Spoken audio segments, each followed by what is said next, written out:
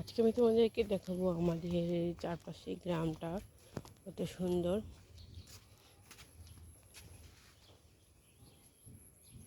চারদিকটা দেখো কত সুন্দরভাবে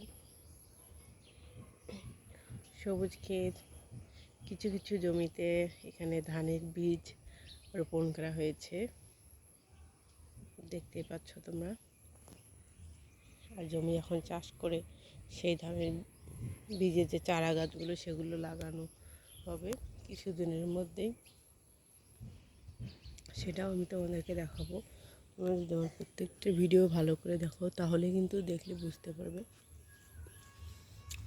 এই যে দেখো কবুতরটা কত সুন্দরভাবে বসে আছে, এই যেখানে কবুতর।